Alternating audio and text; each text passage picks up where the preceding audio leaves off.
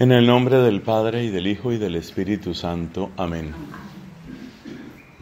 Dios te salve María, llena eres de gracia, el Señor es contigo. Bendita tú eres entre todas las mujeres, bendito es el fruto de tu vientre, Jesús. Santa María, Madre de Dios, ruega por nosotros pecadores, ahora y en la hora de nuestra muerte. Amén. En el nombre del Padre, y del Hijo, y del Espíritu Santo. Amén. Estamos tomando algunos puntos de la oración de Jesús. Entendemos que la oración de Jesús es un camino privilegiado para acercarnos a su ser, a lo que Él es, y a su relación con el Padre, que es lo que significa la palabra filiación dentro de este estudio. Por eso, el Padre Nuestro puede considerarse que es un retrato del corazón de Cristo, más que lo que pueda hacer el mejor pintor sobre esta tierra. El corazón de Jesús está retratado en el Padre Nuestro. Y todo lo que podamos hacer por comprender, por asimilar, por hacer nuestra esta oración, es camino que ganamos en nuestro ser como cristianos. Hemos hecho algunas clarificaciones en las predicaciones pasadas, clarificaciones sobre el cielo y sobre el reino. Vamos a hablar ahora, con la ayuda de Dios, vamos a hablar sobre la voluntad. Una de las peticiones del Padre Nuestro es asombrosa en su sencillez. Hágase tu voluntad en la tierra como se hace en el cielo. Observemos, aunque sea solo de pasada, que también aquí se menciona el cielo, y se menciona de un modo muy preciso, como el lugar en el que se cumple la voluntad de Dios. Esa es la definición del cielo, es el lugar donde se cumple la voluntad de Dios. Por eso también dice aquel salmo, me parece que es el 103, que los ángeles son prontos a la voz de su palabra. De manera que el cielo es el espacio de la voluntad divina, y ese cielo se va haciendo presente a medida que va llegando el reino de Dios. O sea que la llegada del reino es la llegada del cielo a la tierra. El camino que propone Cristo no es volver a la tierra un paraíso, sino traer cielo a la tierra. No se olvide de aquella frase: del paraíso no salió la serpiente. En cambio, en el cielo nunca entró la serpiente. Por eso el camino no es el paraíso, el camino es el cielo. La única vez que Cristo utiliza la palabra paraíso es en medio de la tortura más espantosa que están padeciendo Él y su compañero de dolor, otro crucificado. En ese momento la palabra no tiene ambigüedad. Cuando se habla de paraíso, en medio de semejante tortura, no hay ambigüedad. Pero por el contrario, si no hay tortura, y si uno busca paraíso, pues encuentra la serpiente. El camino no es buscar el paraíso, construir el paraíso. El camino es acoger el cielo, adelantar el cielo. Y esto se realiza en la medida en que se cumpla la voluntad divina. ¿Dónde está lo problemático de esta petición? Porque hemos dicho que no estamos haciendo un comentario completo al Padre Nuestro. Simplemente nos estamos fijando en unos cuantos puntos. O sea que debe haber algo difícil o problemático con esta petición. Efectivamente nos damos cuenta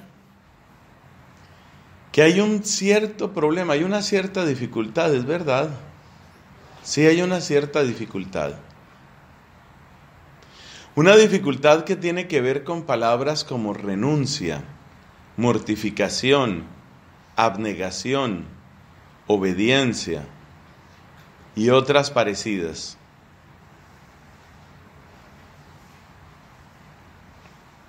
Vamos a plantearlo primero en términos un poco psicológicos.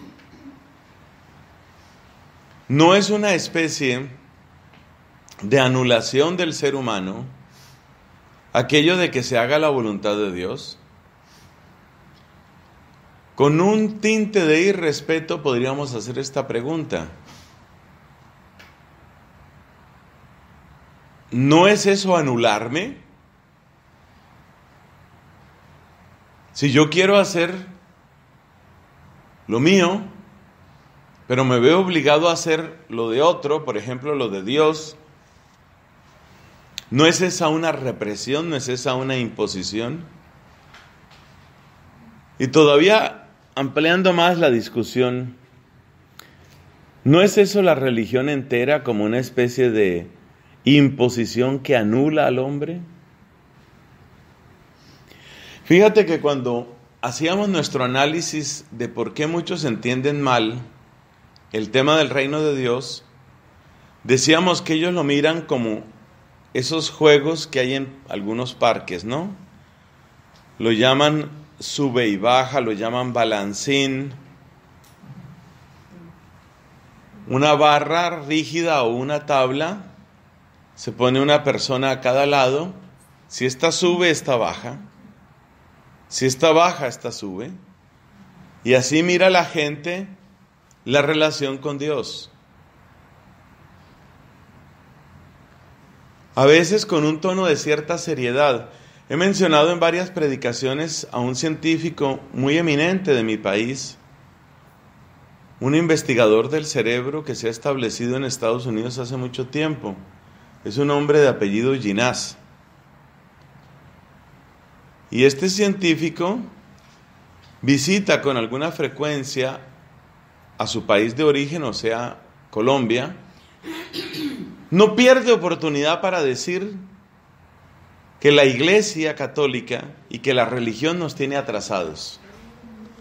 Lo primero que hay que hacer para que el país surja es sacudirse ese lastre de la religión. Quiten a Dios y verá que surge esto. Esa es la idea de él. O sea que él está con la idea del balancín. La idea del sube y baja. Entonces ahí es donde viene la pregunta sobre la voluntad. Todavía se hace más aguda esta cuestión cuando recordamos a Cristo en el huerto de los olivos. Pareciera que ese pasaje confirma completamente lo dicho. Es decir, que tengo que desaparecer yo para que aparezca el Señor. Hay otras frases que van en esa misma línea. Juan el Bautista dice, tengo que disminuir. Conviene que yo disminuya para que Él crezca. San Pablo dice, ya no vivo yo, es Cristo quien vive en mí. Esas expresiones parecen darle la razón al tema del sube y baja. Sube Dios, desaparezco yo. Cuando una persona lleva una vida espiritual, mística, quizás no le ve ningún problema a esas frases. De hecho, varios santos han utilizado expresiones parecidas. Expresiones que, dichas con un poquito de caricatura, son: quítame a mí y ponte tú.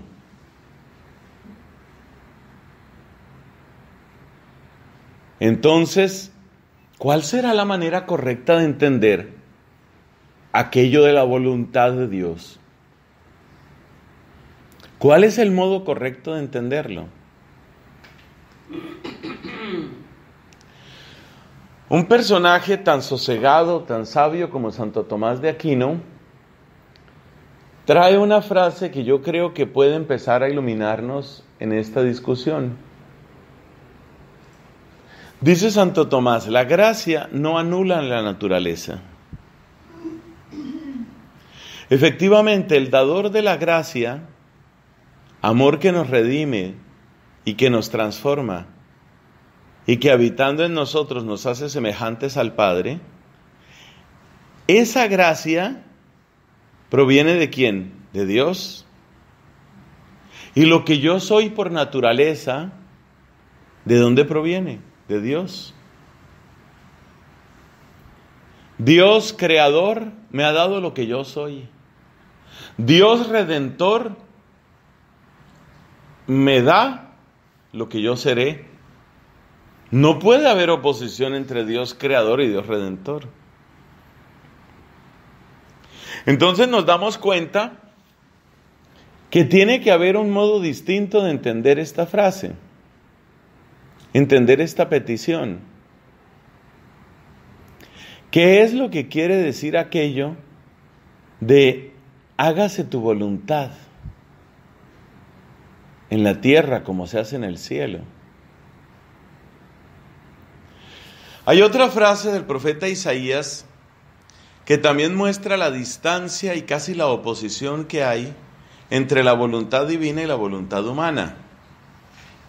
Seguramente ya viene a la mente lo que voy a decir. Mis planes no son vuestros planes, mis caminos no son vuestros caminos. Ahí parece como una oposición frontal. Como que Dios va a querer una cosa, yo voy a querer otra. Y al final de lo que se trata es de que gane Dios, pero como yo quería otra cosa, eso significa que pierda yo. Entonces la religión se vuelve un asunto de perdedores. Varios pensadores han explotado esta idea para denigrar del cristianismo. Tal vez el que lo ha hecho de una manera más constante y ruidosa es el alemán Federico Nietzsche. Nietzsche toma esa postura. Para él, toda religión, pero sobre todo el cristianismo, es una religión de fracasados. Los fracasados y las fracasadas. Las hermanas fracasadas. ¿Usted a qué comunidad pertenece? Somos las hermanas fracasadas, diría Nietzsche. Para él el cristianismo es un club de fracasados.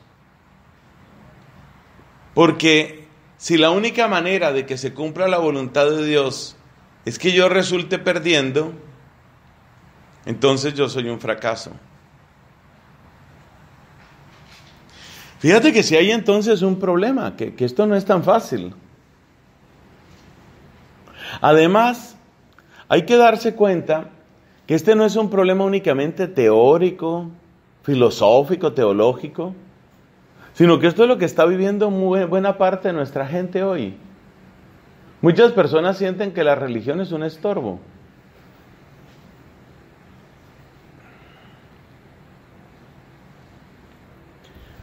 Hay una leyenda, o sea, una frase que la he visto en varias camisetas, en otros lugares las llaman poleras, las llaman, aquí ¿cómo llaman eso? Camisetas. En inglés llaman a eso t-shirt. Entonces, dice la frase con mucha ironía: las niñas buenas van al cielo, las niñas malas van a todas partes. Entonces las niñas malas son las niñas libres, son las que hacen lo que quieren, son las que aman a quien quieren.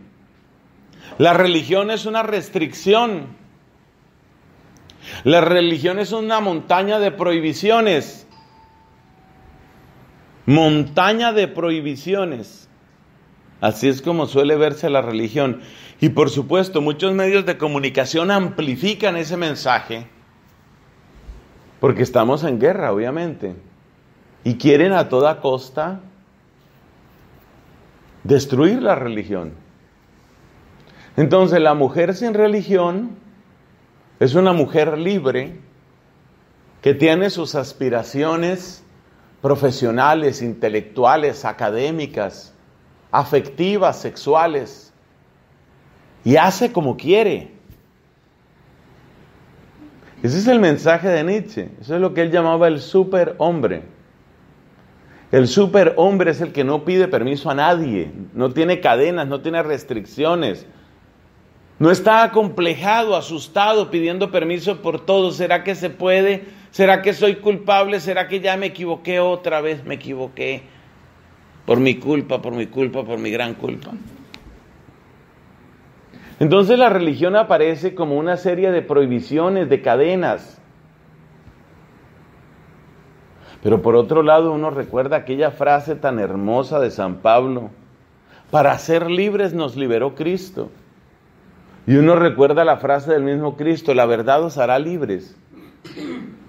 Entonces, ¿cómo se compagina aquello de que vamos a ser verdaderamente libres y al mismo tiempo vamos a someternos a la voluntad de Dios? Libres y sometidos a la vez.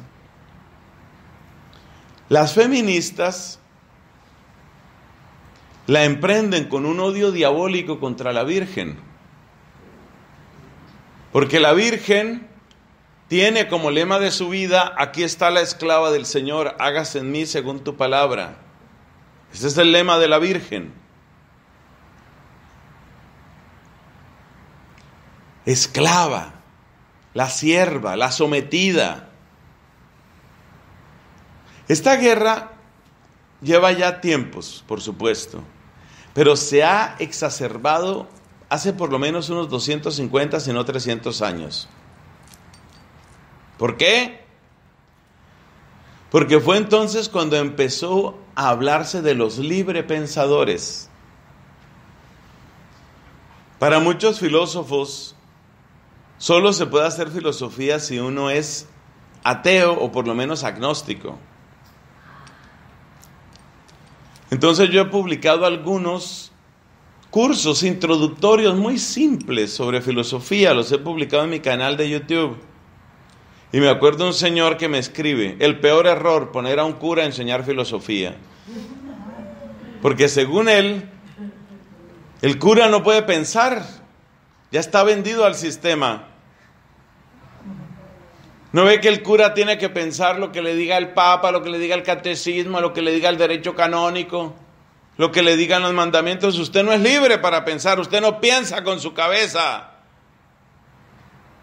En cambio, yo soy libre pensador. Esta idea está muy metida, repito, desde el siglo XVIII. La idea del libre pensamiento y de ser libre pensador. En la aurora del siglo XIX, el filósofo prusiano Immanuel Kant publica su obra ¿Qué es la Ilustración? En esa obra, Kant presenta como ideal del futuro de la humanidad gente que piensa con su cabeza. Ya no necesitamos pastores. Él viene de la tradición protestante. Ya no necesitamos pastores, ni necesitamos sacerdotes, ni papas. De hecho, no necesitamos ni gobernantes ni profesores. Que cada uno piense con su cabeza, que para eso la tiene. La cabeza no es solo para ponerse el sombrero. Entonces este problema es grave. Este problema es muy grave. Quizás por lo que uno a veces dice sus oraciones de una manera como tan distraída, uno no percibe toda la gravedad que esto tiene, pero esto es bien grave. ¿Cómo es aquello de que se haga tu voluntad? Es un problema bíblico, es un problema filosófico, teológico, pero es un problema práctico también. Usted examine la gente joven de su familia. Haga memoria de la gente joven de su familia, sobre todo los jóvenes, pasa en todas las edades. Seguramente varias de las aquí presentes tienen sus sobrinas, sobrinas nietas, sobrinos, sobrinos nietos. ¿Y cómo son ellos ante la religión? Y seguramente a usted le pasará lo mismo que pasa en mi familia. Que uno tiene gente que mira la religión como una cantidad de prohibiciones. Y yo quiero vivir mi vida.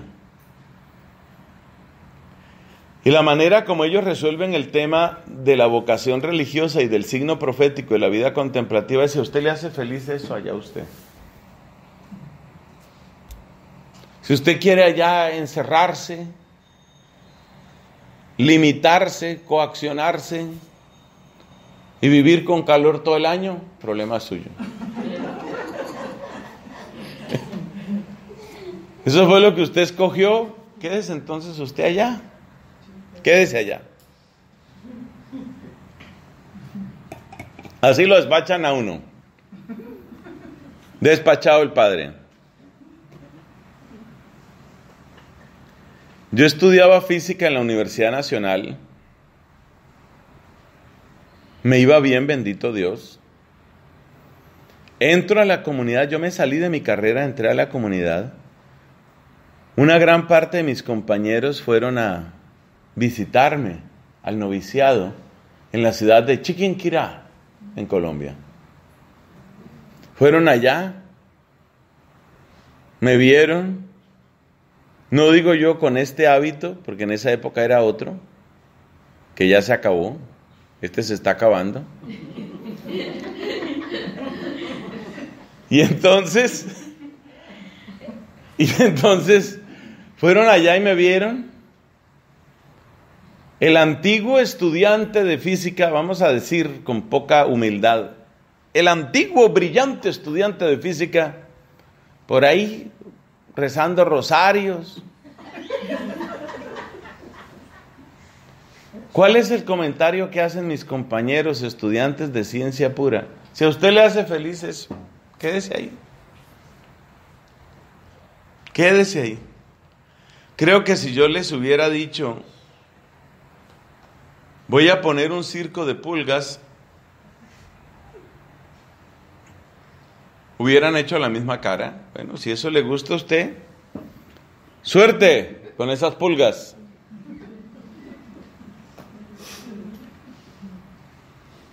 ¿Cómo se resuelve ese tema? ¿Cómo podemos salir de esa trampa? ¿No? Sube Dios, baja el hombre. ¿Qué hay que hacer? Subir al hombre y que baje Dios. Eso está muy metido. La verdad es que eso está desde el comienzo de la humanidad. Efectivamente.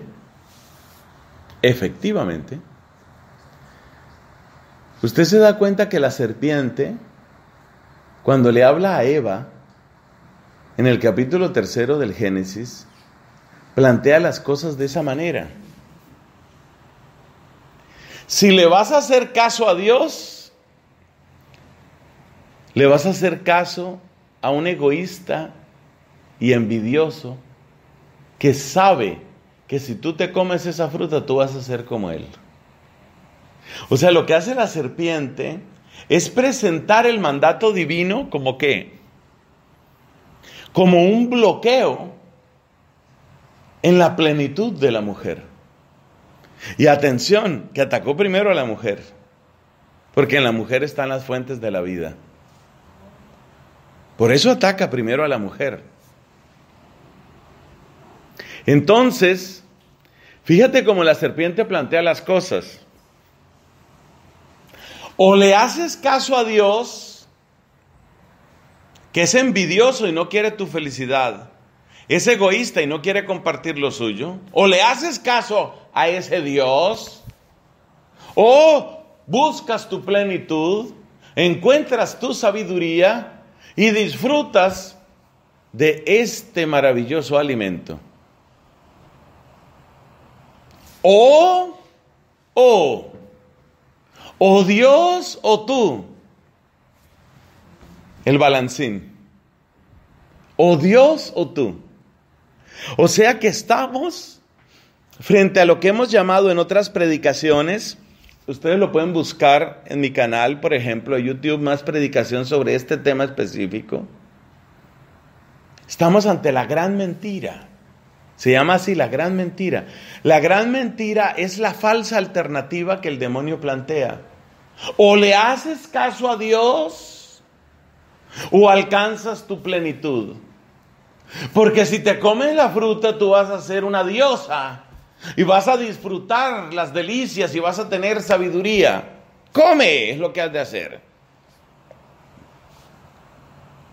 El demonio se presenta como el primer emancipador. Ojo con eso. El demonio se presenta como el primer liberador. Yo te voy a liberar de Dios. Así se presenta el demonio. Atención a ese dato que es muy importante. Porque empezó con la historia de la humanidad y está vigente hoy. El demonio se presenta como el gran liberador. En vez de que tengas que pensar lo que te dice la iglesia, piensa tú por tu cuenta, disfruta tú por tu cuenta. En vez de atender a que lo bueno y lo malo, según te dice ese Dios, invéntate tú lo que es bueno y lo que es malo. Haz tú tu camino como tú quieras.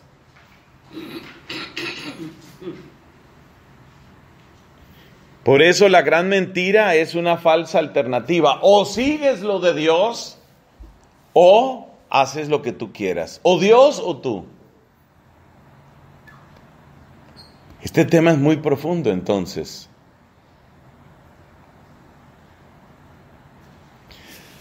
¿Qué es lo que hace Cristo? Lo que hace Cristo se puede describir hermosamente como el cambio entre una O y una I. No es o Dios o yo, es Dios y yo. ¿Y eso cómo sucede? Esa es la primera pregunta. Y la segunda pregunta es, ¿y entonces cómo tengo que entender aquello de que mis planes y vuestros planes, o ya no vivo yo, es Cristo quien vive en mí, o yo tengo que disminuir y que Cristo crezca? ¿Eso cómo se entiende? ¿Cómo se entiende? Bueno, como decía mi abuelo costeño, vamos por parte.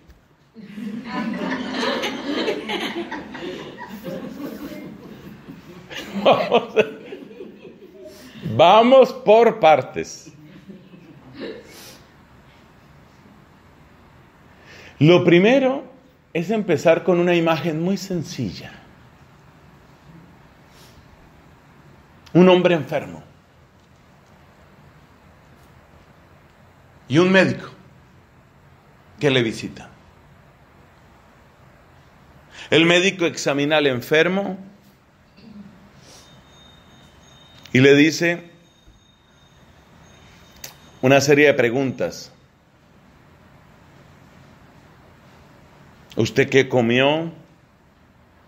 ¿Ha tenido fiebre? ¿Ha ido al baño? ¿Presenta cansancio? ¿Ha habido mucha sudoración? El médico le hace preguntas.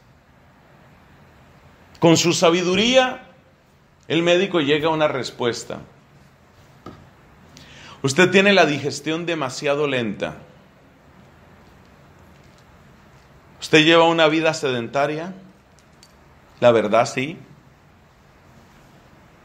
Porque yo me subo en mi carro, voy a la oficina, estoy sentado allá todo el día, vuelvo, me siento aquí en el comedor,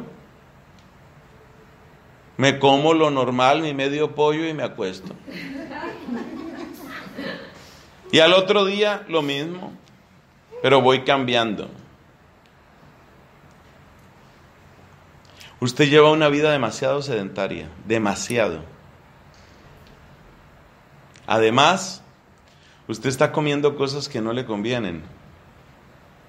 Está comiendo demasiada harina procesada, demasiada harina blanca. Está comiendo demasiada azúcar.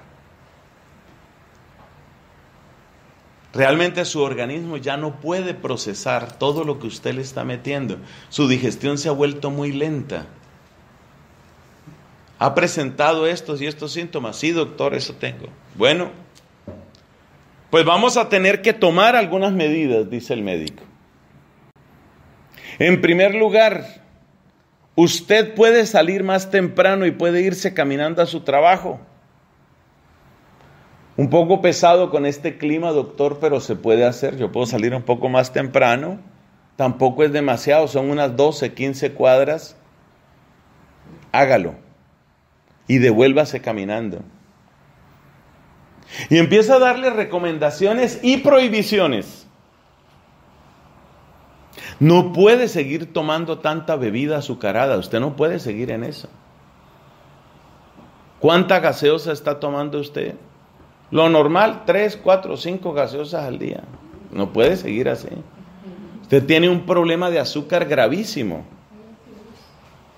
¿Ha tenido mareos? Sí, doctor, ahí está. Entonces el doctor le hace recomendaciones, le hace prohibiciones, lo obliga a que camine, lo obliga a que haga cosas. Ahora hagámonos esta pregunta que es muy importante. ¿Qué era lo que ese hombre quería? Ese enfermo, ¿qué era lo que él quería? Por favor, tome esa pregunta en toda su densidad, porque es una pregunta más complicada de lo que parece. ¿Qué era lo que él quería?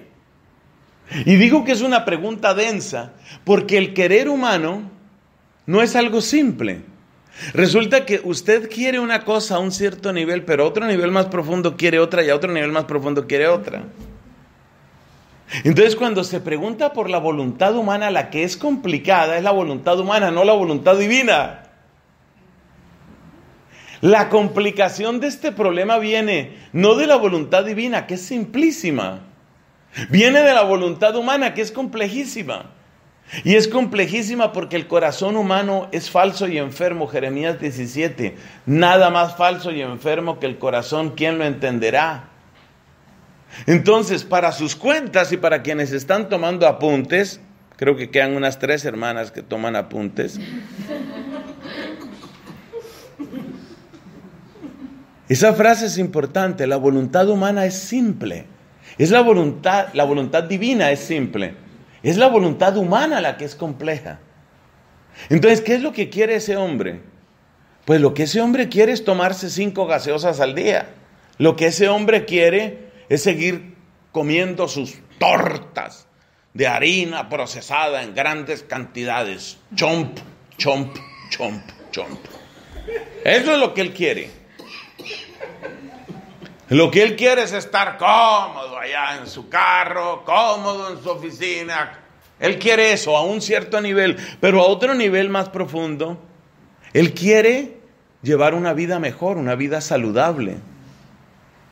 Entre otras cosas porque se da cuenta que si sigue con esa irresponsabilidad alimenticia, no va a alcanzar a ver a los nietos. O sea, él se da cuenta. O sea que él quiere las 5 gaseosas, pero también quiere un régimen de vida saludable. Y si sigues profundizando, vas descubriendo otras cosas que también quiere. Porque ese mismo hombre conoció la vida de Charles de Foucault, por ejemplo. Y le admira la vida de Charles de Foucault. Y él ha pensado algunas veces en un retiro que hizo cuando las carmelitas tenían la casa de retiros. Porque las carmelitas tenían una casa de retiros. Cuando tenían la casa de retiros, este hombre hizo retiro ahí. Y en ese retiro, leyendo su biografía de su santo preferido, Charles de Foucault, él dijo: yo un día voy a dejar todo y me voy para un monasterio. Yo creo que yo quiero morir monje. Fíjate, entonces el querer humano es complejo. ¿Por qué el querer humano es complejo? Porque a distintos niveles queremos distintas cosas. Eso pasa también en la vida comunitaria. ¿Usted qué quiere? Ganarle la discusión a la otra. ¿Pero qué quiere? En un nivel más profundo, quiero que haya buena fraternidad, buen entendimiento. En otro nivel más profundo, ¿usted qué quiere? Yo quiero ser santa. Así eso implique entregarlo y perderlo todo por Cristo. Entonces uno tiene distintos niveles. El querer humano es complejo y contradictorio. Muy contradictorio. Por eso la convivencia humana es tan difícil. Porque si yo me encuentro con mi hermana el día que quiere ser santa, es una delicia. Pero si me encuentro con mi hermana el día que quiere ganar todas las discusiones, es difícil. Porque ese día parece que ella quisiera que yo fuera la santa. Por eso convivir es difícil. Porque los seres humanos no tenemos una voluntad simple, sino muy compleja y muy variable. Por eso dice una de las oraciones de vísperas del tiempo ordinario: tú que eres estable, tú que permaneces, danos estabilidad a los que estamos sometidos a los días y las horas. Porque el ser humano a veces quiere una cosa, a veces quiere la contraria. Ahora las malas lenguas dicen que la mujer es más inestable todavía. Pero esas son malas lenguas, no hay que hacer caso de eso. El ser humano es inestable, el ser humano es inconstante, el ser humano es complejo. Entonces hay que darse cuenta de que esa idea del balancín es una idea equivocada, empezando por el hecho de que la voluntad humana es así.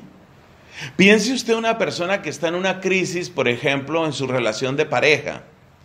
Todas las ideas que le pasan por la cabeza: ¿será que estoy siendo muy orgulloso? Pero es que tampoco me puedo humillar tanto, pero es que sí debo comprender más, pero es que yo también tengo derecho, pero es que es una persona necesitada, pero es que yo también soy necesitado. Y por eso la gente tiene ahí como una máquina ahí que no para y no para y no para. El ser humano es complejo. La voluntad humana es compleja, eso es muy importante. Pero sobre todo hay otra cosa que aprendemos de ese ejemplo. Cuando el médico le dice a este señor todo eso, el tipo que tiene su digestión completamente atascada por su modo de vida y por su manera mala de alimentarse, el tipo que está en esas, le hace una pregunta al doctor: doctor, yo le voy a hacer caso a usted, pero suponga que yo no le hiciera caso, ¿qué pasa conmigo? Y entonces le dice el doctor: yo creo que usted no está durando mucho. Yo creo que usted se nos acaba pronto, porque usted está al borde, y empieza a contarle al borde de qué está. Está al borde de esto y de esto y de esto otro. Y ahí sí, como dicen en mi pueblo, le dijo hasta de qué se iba a morir. Entonces este hombre, movido un poco por el temor, pero movido también por la esperanza de algo que en el fondo quiere, que es una vida más saludable, entonces este hombre empieza a tomar algunas decisiones. Deja su carro estacionado y camina las 15 cuadras. Hágase esta pregunta compleja. ¿Le gusta hacer las 15 cuadras? Es complejo, porque acuérdate que la voluntad humana es como un pozo que tiene distintos estratos. Como cuando hacen esas excavaciones geológicas y van encontrando distintos tipos de tierra, distintos sedimentos, distintos estratos. Entonces le gusta a él caminar sus 15 cuadras. En un nivel superficial no. Porque además, como no está acostumbrado a caminar, todo le duele. Se pone a caminar, le duelen los codos, le duelen las orejas, le duelen las pestañas. No se diga los tobillos, las rodillas, todo le duele. Todo le duele. A ese nivel superficial no le gusta, pero a un nivel más profundo sí le gusta. Sí le gusta. Porque siente, por fin estoy haciendo lo que debo hacer. Esto es bueno para mí. Voy a caminar. Voy a hacer mejor las cosas. Entonces sí le gusta. En un nivel no, en otro nivel sí. Pero lo más interesante de ese ejemplo del doctor es que este hombre en cierto sentido está contradiciendo su voluntad. El segundo día en que llega caminando a su oficina, se sienta en su oficina, tiene una oficina grande, con su tremendo escritorio. Se acerca la señorita secretaria con una torta o pastel así monumental.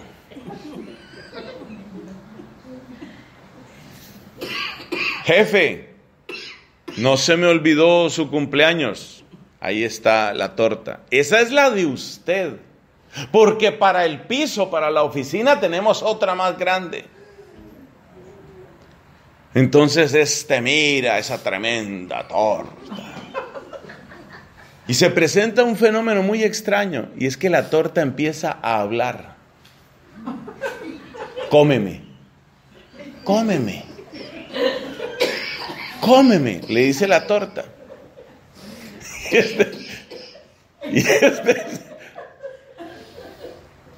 Entonces él entra en una conversación con la torta. No te como. Sí, cómeme. Que no, que sí.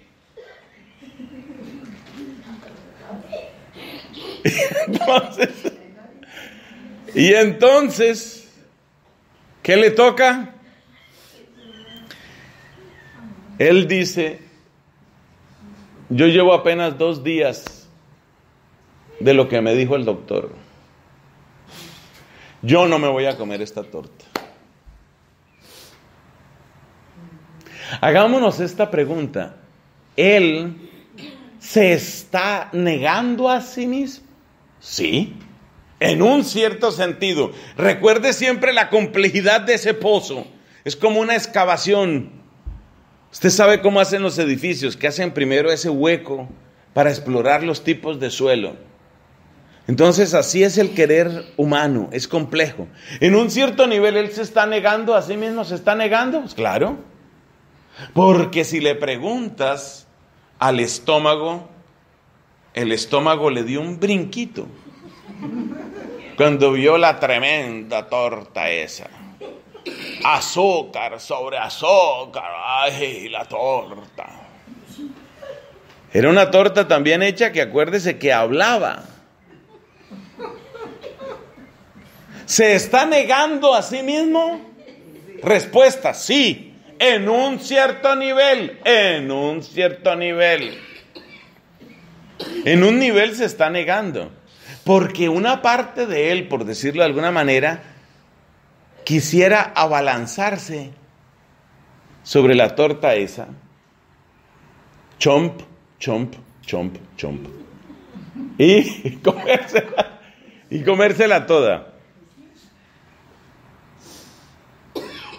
Que luego me va a dar un coma diabético, ya se verá. Pero por ahora me la como. Eso es lo que él quería. Pero ojo, quería en un cierto nivel, en un cierto nivel. Acuérdate que la voluntad humana tiene muchos niveles, es compleja. En otro nivel, este hombre toma la famosa torta y dice, no me la voy a comer. Jefe, ¿no se va a comer la torta? Es que estuve donde el médico y realmente en este momento yo te voy a cambiar esta torta por un poco de apio. La secretaria lo mira así con cara de que, apio. Bueno. Entonces fíjate que este señor se está mortificando, sí. ¿Se está negando a sí mismo? Sí. A un cierto nivel. Por favor, tener clara esa expresión. A un cierto nivel. Porque hay muchos niveles. Entonces, a un nivel puramente sensitivo, se está mortificando, claro. A un nivel de superficie se está mortificando, sí. Deja la torta. Pero él deja la torta y en una parte de él muere. Cuando esa torta se va y se va. Una parte de él se va con la torta, una parte de él se muere. Pero,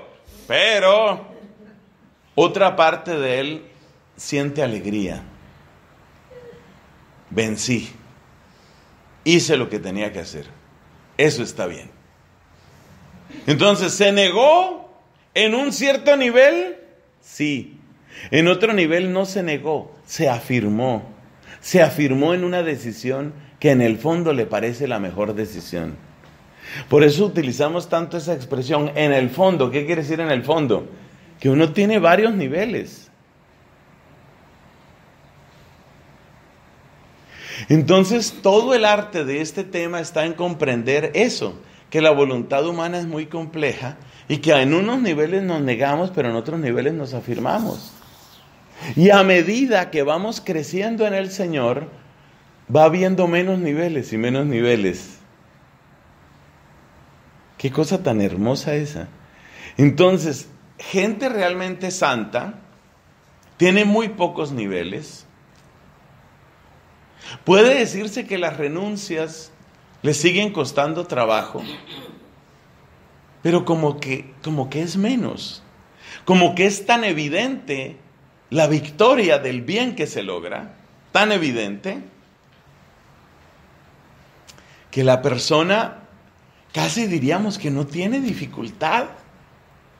No tiene dificultad porque siente realmente esto es lo correcto. Esa es la verdadera penitencia. Esa es la verdadera mortificación. Esa es la verdadera ascesis. Y esa es la verdadera renuncia de sí mismo. Eso. Entonces la renuncia de sí mismo, ¿cómo sucede? Pues sucede siempre, o debe suceder siempre, en una gran paz. Porque tiene que haber una negación que será muy sensitiva, pero tiene que haber una afirmación que será muy profunda en el área de las convicciones, en el área de las razones. Es esa complejidad la que tiene el corazón humano. Y al final la persona que siente, la persona siente, hice lo correcto. Hay que leer las historias de los mártires de Vietnam. Lea usted, por ejemplo, las historias de Andrés Dung Lac y sus compañeros. Qué manera tan espantosa como fueron oprimidos por el régimen. Qué horrible, qué horrible. Esa parte donde dice este santo, lo que más me duele no es la parte física, que nos maltratan, que nos golpean, que nos alimentan mal, que nos ponen a vivir en la suciedad, en la humedad, en la oscuridad, con toda clase de bichos. No, no es eso lo peor. Lo peor es oír día y noche cómo blasfeman y se burlan de Dios. Y así durante días y días, hasta la muerte. Hasta la muerte. Pero esos documentos son hermosos, porque uno lee cómo este hombre está torturado, maltratado, humillado, masacrado, pero en el fondo él siente, todo esto me está uniendo al Señor, ahora lo siento más cerca que nunca, ahora entiendo de la pasión de Cristo como nunca lo hubiera entendido, ningún libro me lo hubiera podido explicar. ¡Qué cosa tan bella!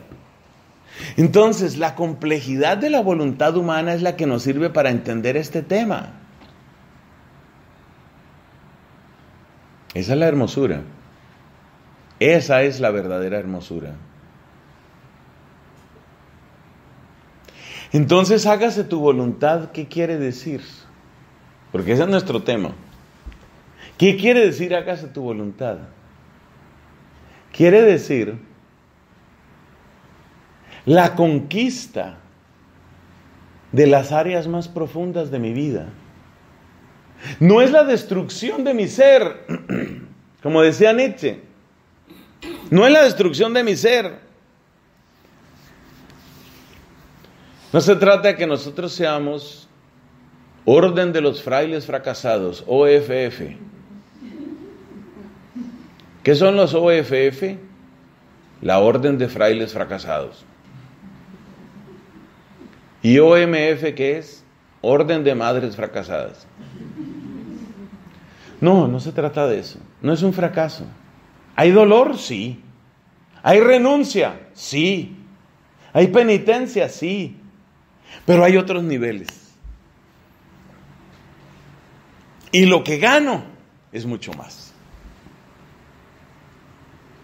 Y ¿es un contentillo psicológico que nos damos? No, es una realidad profundamente humana y se lo voy a demostrar. Ya el ejemplo del Señor y la torta debería bastar, pero le voy a dar otro ejemplo que es más elocuente. Piense usted en aquella mamá que a la 1 de la mañana corre con su niño en brazos para el hospital. El niño está muy enfermo, está ardiendo en fiebre. Esta mujer no duerme un solo minuto esa noche. Atacan la infección que el niño tiene, le ponen suero, unas primeras medicinas. A eso de las 9 de la mañana, esta mujer no ha dormido un minuto.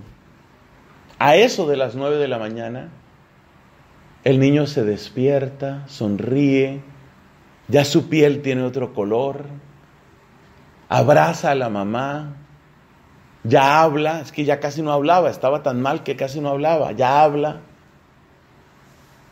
Pregunta, ¿hubo sacrificio? Claro, claro que hubo sacrificio. ¿Hubo alegría? Claro. ¿Fue mayor la alegría que el sacrificio? Clarísimo. ¿Hubiera sido más cómodo para ella dejar que el niño, por ahí a las 2 de la mañana se muere ese, y ella dedicarse a dormir su noche completa? ¿Hubiera sido mejor para ella? ¿Estaría más feliz ella en conjunto, durmiendo su noche completa y despertándose al lado de un cadáver? Claro que no. Entonces fíjate, sí hay sacrificio, sí hay renuncia, pero hay ganancia, y la ganancia es muchísimo mayor. Esa mujer, con sus tremendas ojeras y con su cansancio a cuestas, vuelve con el niño. A eso de las 3, 4 de la tarde ya le dan de alta. Vuelve con el niño a la casa. Esa mujer no se cambia por nadie. Ya lo ve bien, ya lo ve que está jugando, ya habla. Ya es el hijo, ese es el hijo que yo conozco. Ya está feliz. Pero hubo sacrificio, hubo renuncia. Entonces, hágase tu voluntad, ¿qué quiere decir? Triunfa en mí, triunfa en lo más profundo de mi ser, y haz que triunfe dentro de mí lo mejor de mí. Esa frase sí tiene usted que escribirla, porque esa frase no la va a encontrar fácilmente en otra parte. Hágase tu voluntad quiere decir, haz que triunfe dentro de mí lo mejor que tú hiciste en mí. Eso es hágase tu voluntad. Como va a triunfar dentro de mí, Señor, lo mejor que tú hiciste en mí, va a haber muerte también, va a haber renuncia. Va a haber renuncia. Claro que hay muerte, pero hay Pascua. Claro que hay cruz, pero hay gloria. Eso es lo que significa hágase tu voluntad.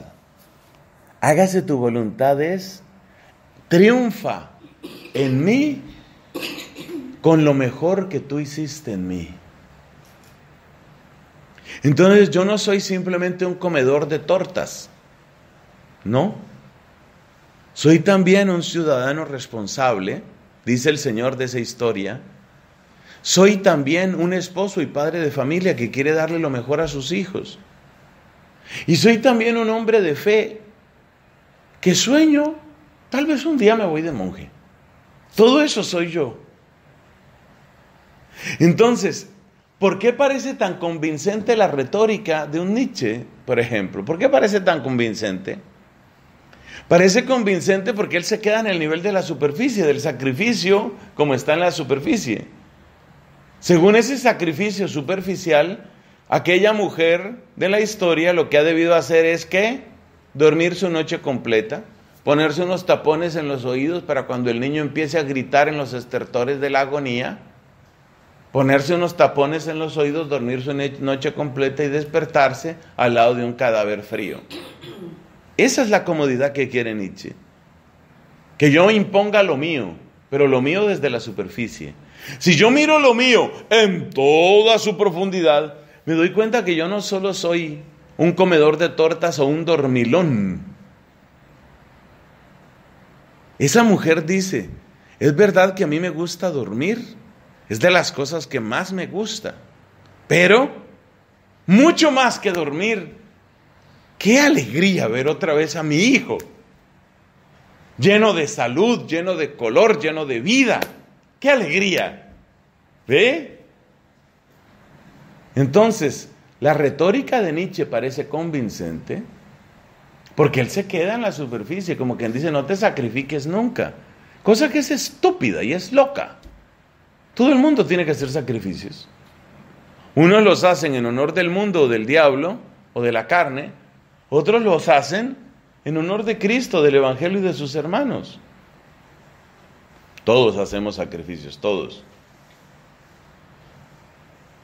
Y entonces aquellas frases de los planes y aquella frase de que yo tengo que disminuir y que Él crezca. Esa está muy buena. Mira, yo tengo que disminuir para que Él crezca. En ese mismo contexto dice Juan Bautista, ahora mi alegría es completa, es perfecta. ¿Qué indica eso? Que efectivamente, si hay muerte, claro que hay muerte. Por supuesto que hay muerte. Literal, calabozo y decapitado. Hay muerte. Pero, atención, pero hay vida. Ahora mi alegría es completa.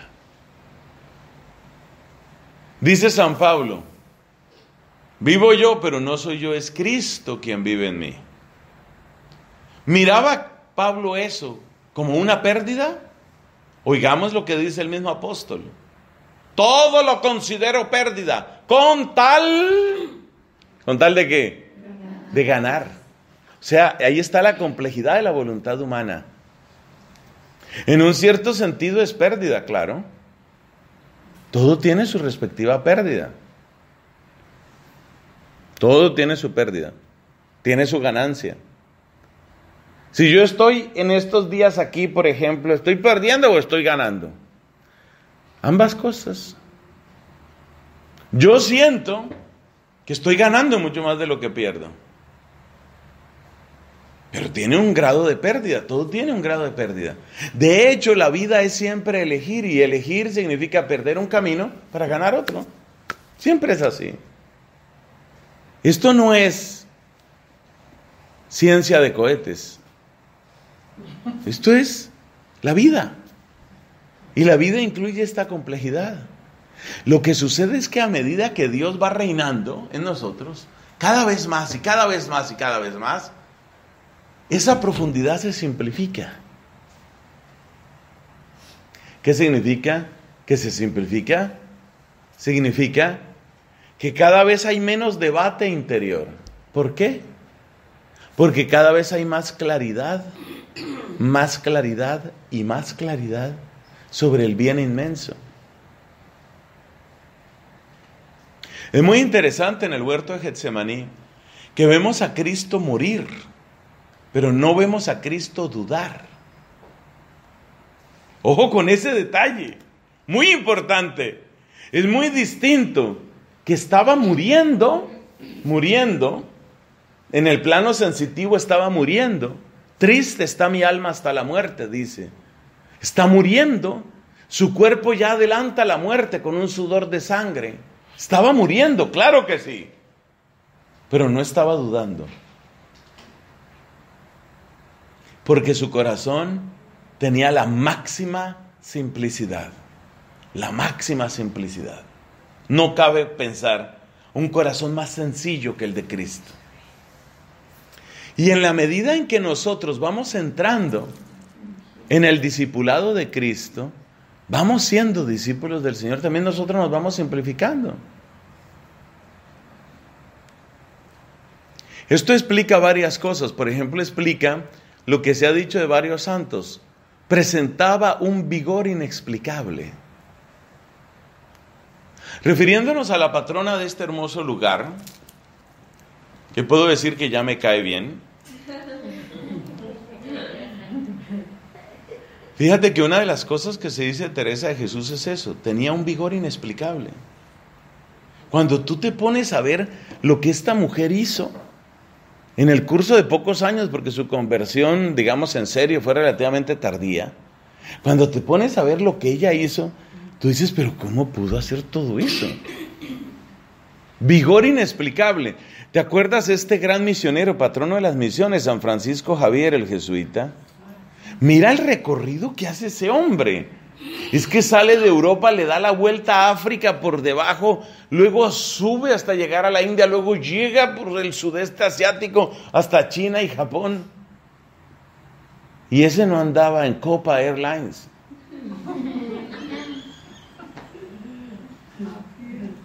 Entonces, ¿cómo era posible eso? Vigor inexplicable. Fue canonizado por el Papa Francisco, un franciscano de bellísima memoria, de gran recuerdo en California, San Junípero, Junípero Serra. San Junípero Serra es un hombre que padeció muchas enfermedades. Él tenía una pierna que no le funcionaba muy bien, era medio cojo. Hay dos versiones, unos dicen que era medio cojo, otros dicen que era cojo y medio. La verdad es que tenía mucha dificultad para caminar. Toma el mapa de México y llega hasta lo que es casi el norte de California, lo que es Sacramento.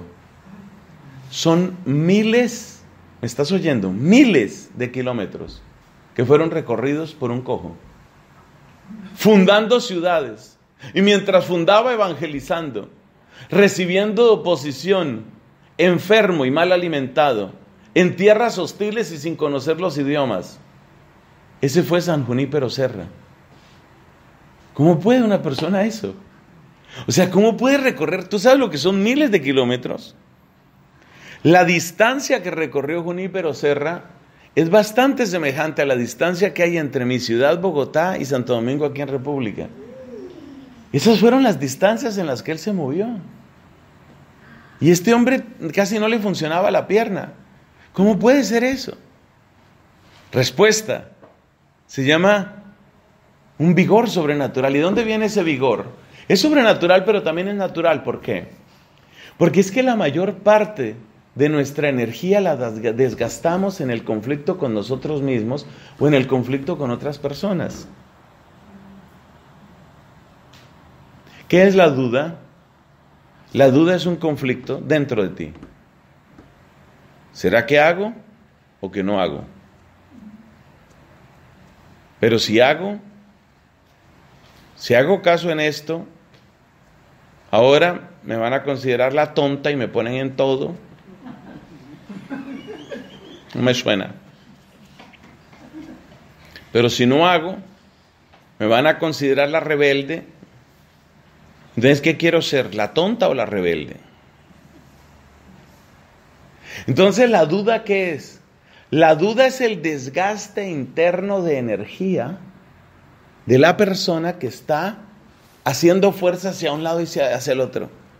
Entonces, hoy como amanecí, rebelde. Y mañana, tonta. Tonta, rebelde. Rebelde, tonta, tonta, tonta, tonta, rebelde, rebelde, tonta, rebelde, rebelde. Entonces se le va a usted la vida en ese desgaste.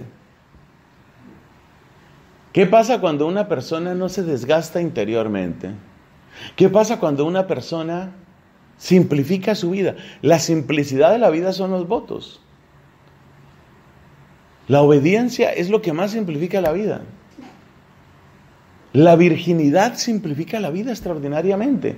La persona virgen que asume realmente su castidad lleva una vida de tanta simplicidad porque ama a todos, porque no se encadena a nadie, porque a todos cuida.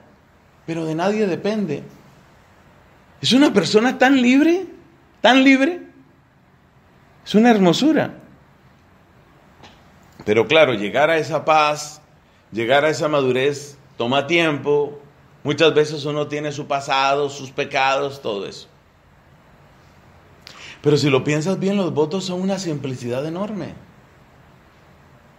Entonces el camino de la voluntad divina es el camino de la simplificación. La pobreza también es eso. La persona que esconde siempre tiene que tener una división. A ver, me regalaron este osito de peluche.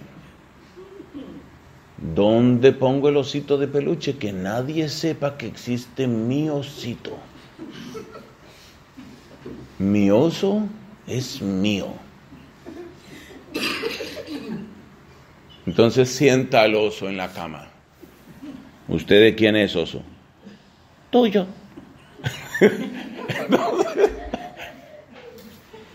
La pobreza simplifica la vida. Simplifica la vida. La virginidad simplifica la vida. La obediencia simplifica la vida. Eso quiere decir que una persona unificada en la voluntad de Dios es una persona con un vigor sorprendente, como San Junípero Serra. Impresionante ese hombre. Y es que hubo varios de esos franciscanos misioneros de los primeros siglos en México y California, que todo eso era México antes, ustedes saben. Hubo varios que eran, es que luego uno mira las historias y dice, ¿era que pasaban milagros todos los días o cómo era que podían hacerlo? Una cosa inexplicable. ¿De dónde viene ese vigor? De que no desperdician energía.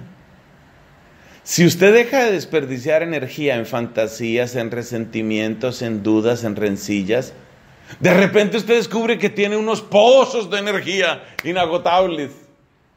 Ese es el vigor sobrenatural. De la Madre Teresa de Calcuta se dicen cosas parecidas.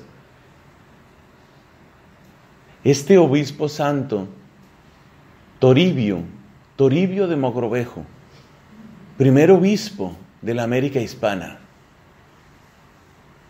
2 veces recorrió la diócesis. Pero con el debido respeto para este querido país, las diócesis eran más grandes en ese momento. Porque me estaba contando Fray Alexander cuando me trajo aquí, que hay son 8, como 10, como 12 diócesis por acá, algo así, ¿no? Usted traslade este amado país, traslade esta isla y llévesela para el Perú. Lo que es hoy el Perú. La diócesis de Santo Toribio de Mogrovejo era más o menos del tamaño del Perú. La diócesis era una sola. Por lo menos era la mitad, con seguridad era la mitad, pero yo creo que en total la extensión era como lo que es hoy el Perú. Y ese hombre le dio 2 vueltas a toda la diócesis, toda.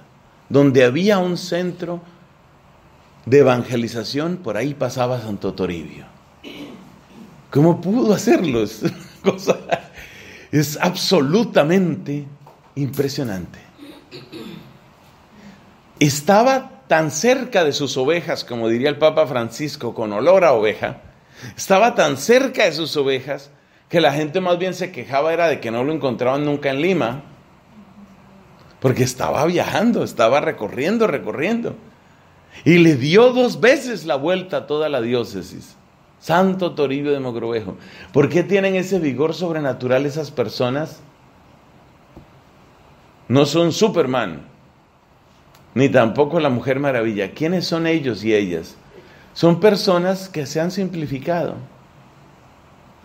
Como no entran en discusiones consigo mismos, como no tienen conflicto con ellos mismos, como no dejan que prospere ninguna rencilla, como no le gastan tiempo al resentimiento, como no tienen una fantasía que les esclavice, como no tienen un pasado que les aprisione, como son libres de todo eso, son libres para amar. Como decía San Ignacio de Loyola, para amar y servir, libres para amar y servir, libres. Por eso tienen ese vigor impresionante. Vuelve al mapa de las misiones de San Pablo. ¿Y qué te encuentras? Una persona libre. Una persona que está entregada al Señor y que por eso tiene un vigor inexplicable. Cosas parecidas se dicen también de muchos otros santos, ya lo he dicho, incluyendo a nuestro muy querido San Juan Pablo II. Entonces, ¿cómo se resuelve el problema de la voluntad? Se resuelve entendiendo que lo que es compleja, lo que es enredada es la voluntad humana. Y que Dios precisamente viene para simplificar tu voluntad. Y que es verdad que sí hay muerte y renuncia y mortificación en un plano, pero en un plano más profundo, la obediencia a Dios trae satisfacción, estabilidad, paz, firmeza, fecundidad. Y es allí donde aprendemos a vivir plenamente nuestra vocación. Y es allí donde alcanzamos esa hermosa simplicidad que le da unidad a todo nuestro ser. Gloria al Padre, al Hijo y al Espíritu Santo. Como era en el principio, ahora y siempre, por los siglos de los siglos. Amén.